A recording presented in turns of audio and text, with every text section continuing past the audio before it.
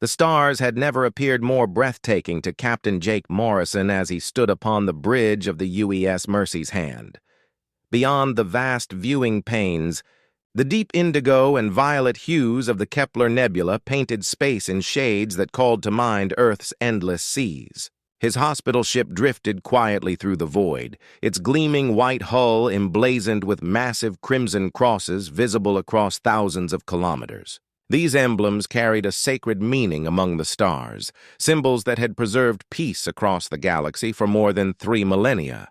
Jake had commanded medical vessels for 15 years, yet he had never faced anything as dire as the plague sweeping across the frontier colonies. The distress signal had come from Kepler 442b only 3 days earlier, short but filled with desperation. Children were perishing and aid was urgently needed. The planet's hospitals were collapsing under the strain, and several species exhibited symptoms that baffled even their most seasoned physicians. Dr. Lisa Grant entered the bridge, medical tablet in hand, exhaustion etched into her features after 18-hour shifts. She was the finest doctor Jake had ever served alongside, likely the finest human physician in this region of space. Her team of specialists came from 7 different worlds, bound by a single purpose, saving lives regardless of species or cost. "Captain, new reports from the surface," Lisa said, her tone steady though laced with worry. "The outbreak is spreading faster than projected. The Kepler authorities request immediate evacuation of all children from the main cities." Jake gave a silent nod before turning toward his communications officer, Lieutenant Sam Carter. "Contact every nearby medical station. We'll need all available beds, and additional ships if possible." The Mercy's Hand was immense, even compared to other hospital ships. It could accommodate more than 1,000 patients within its medical wards, equipped with surgical suites among the most advanced in human space. But the vessel was utterly defenseless. Hospital ships carried no weapons, only minimal shielding, and relied completely on galactic law for safety. The red crosses on their hulls were meant to serve as protection stronger than any armor, more powerful than any cannon. As the planet drew near, Jake watched transports ascend from its surface, small vessels crowded with children and their families seeking refuge aboard his ship. The sight reminded him why he had chosen this path, why he had surrendered command of a warship to lead a vessel of mercy. Some things mattered more than victories or glory. Some things were worth defending. Lieutenant Carter's voice interrupted his thoughts. "Captain, long-range sensors detect multiple inbound vessels. Readings suggest Zephyrian military craft." A shiver crept down Jake's spine. The Zephyrian hegemony had been pressing deeper into this sector for months, their methods rarely diplomatic. Yet surely even they would not attack a hospital ship. No one in the galaxy would dare violate that law, not even the most merciless of conquerors. "Continue with begin evacuation protocols," Jake ordered. "Transmit standard medical identification codes to the Zephyrian vessels. Make certain they understand our mission and protected status." Dr. Grant's brow furrowed as her eyes lingered on the sensor feed.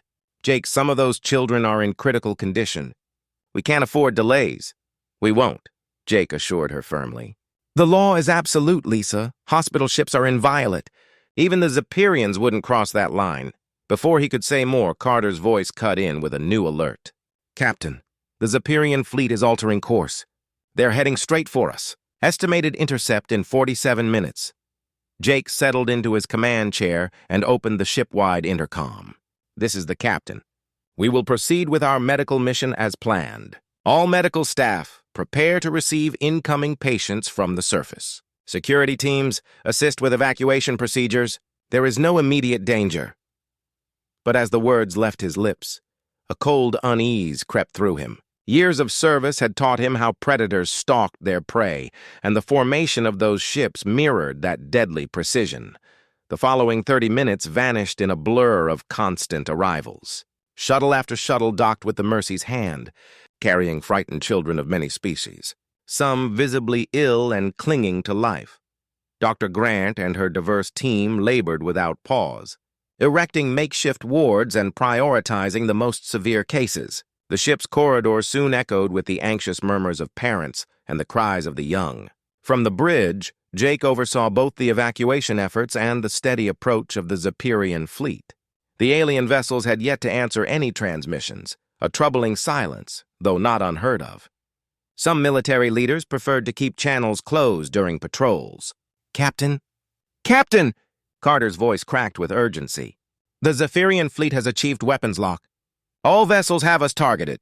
The bridge froze in stunned silence, broken only by the low hum of the ship's systems. Jake fixed his eyes on the tactical display, disbelief surging through him. 18 Zephyrian warships had weapons trained squarely on his hospital ship, closing the gap with predatory intent. "Transmit an emergency broadcast across all channels," Jake ordered, his voice steady, though his chest tightened with dread. "Identify us as a medical vessel under galactic law. Remind them we have patients aboard, children among them." Dr. Grant hurried back onto the bridge, her coat smeared from tending to countless patients.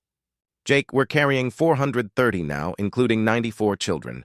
Shuttles are still arriving from the surface." He gave a grave nod and opened his personal communicator, linking to the universal medical frequency monitored galaxy-wide. "This is Captain Jake Morrison of the UES Mercy's Hand. We are a hospital vessel operating under the protection of galactic medical law. We are treating children and conducting evacuation procedures. Any obstruction of our mission is a violation of the galaxy's most sacred law." The reply came not in words, but in violence. The enemy flagship, an enormous battlecruiser, unleashed its primary plasma cannons. The first barrage shredded the Mercy's fragile shields and ripped into the forward medical bay. Sirens blared as atmosphere vented into the void. Jake heard Dr. Grant shouting orders, rallying her staff to move patients out of collapsing sections. Still broadcasting on every frequency, Jake's voice remained composed though the ship quaked under fire. "This is Captain Morrison of the UEE's Mercy's Hand. We are a hospital ship under galactic law. We are carrying children, the sick, the wounded. We demand acknowledgement." Another salvo of plasma struck home, sending artificial gravity into spasms. Through the bridge windows, Jake glimpsed the pitiless visages of Zephyrian warriors as their fleet tightened its circle, dismantling his defenseless ship with mechanical precision. In the shattered medical bays, Dr. Grant clutched a trembling human child against her chest, whispering soft words of reassurance as the hull groaned and lights dimmed, though she knew salvation would never come. The Mercy's Hand's final transmission endured just 12 seconds before it was silenced by utter annihilation. Admiral Kate Sullivan had witnessed war's horrors, yet nothing had ever made her hands tremble as they did while the recording played across her office display. The Mercy's distress beacon had pulsed for 6 hours before a human patrol stumbled upon the wreckage. What they uncovered changed everything. The footage was grainy, riddled with static, but the truth was unmistakable.